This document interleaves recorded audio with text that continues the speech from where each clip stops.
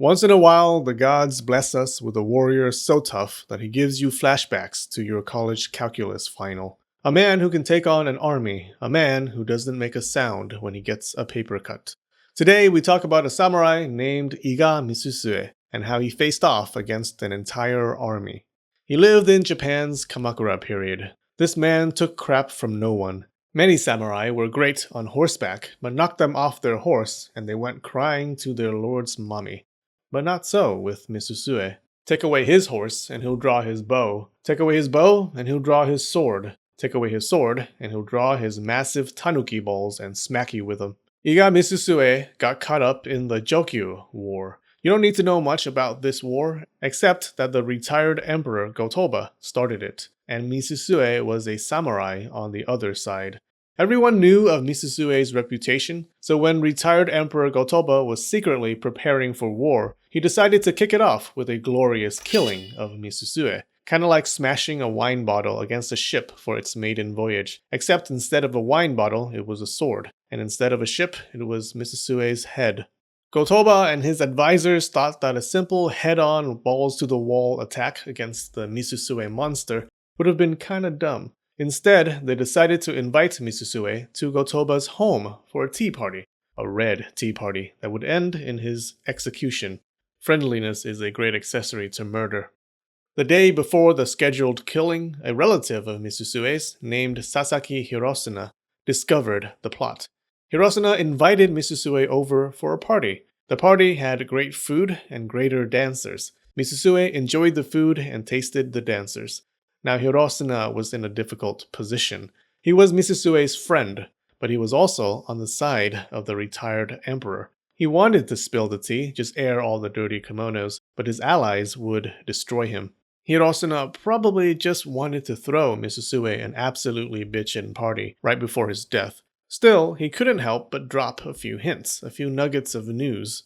"The capital is sure full of warriors from faraway lands these days," Hirosuna said. "I wonder what the retired emperor has in mind. Troubled times are coming, and they may or may not involve us."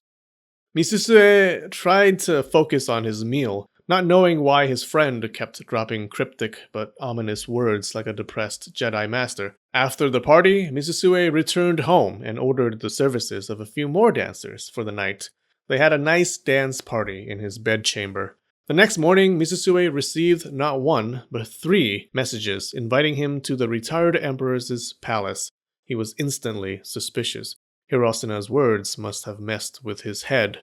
He sent someone to the retired emperor's palace to snoop around. After some time, his man returned, panicked and out of breath. Gotoba had ordered Misusue's execution, and 1,000 mounted warriors were coming to carry it out. Instead of running around trying to pack up his clothes and son, Misusue first paid and dismissed the ladies that he had spent the night with, like a gentleman.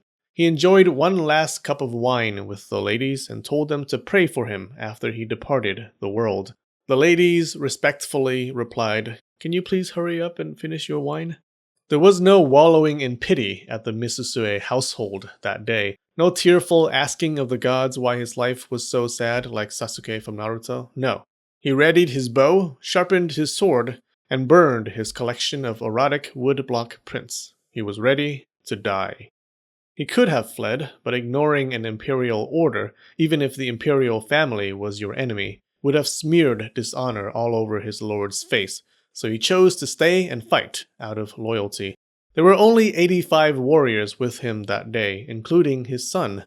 He addressed them in a speech. Anyone who wanted to flee was free to do so, but Misusue was free to think their mothers raised Sicilo hoes.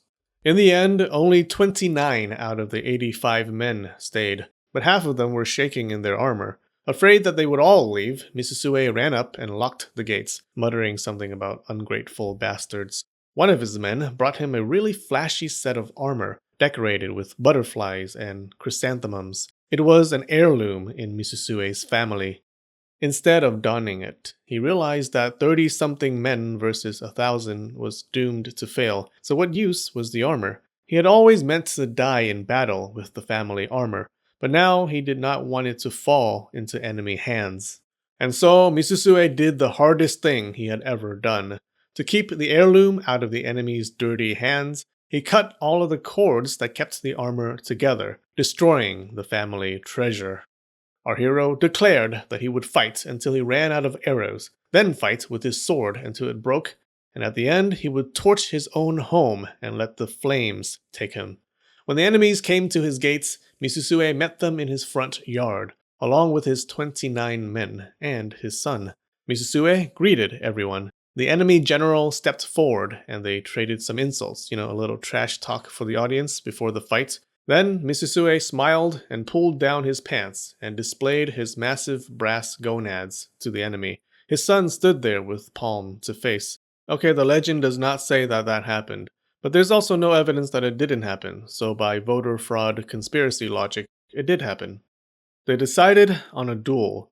The enemy general shot first, but the arrow only pierced Misusue's sleeve. Misusue loosed his own arrow. The innocent samurai standing right behind the general had time to think, I probably shouldn't be standing here, before the arrow went right through his neck. The general was like, how dare you kill one of my men? You will pay, and galloped bravely back into the safety of his army. He sent one samurai after another to duel Misusue, and one by one, Misusue sent their souls to the afterlife. He mowed them down like a desperate high schooler working to pay his bully lunch money.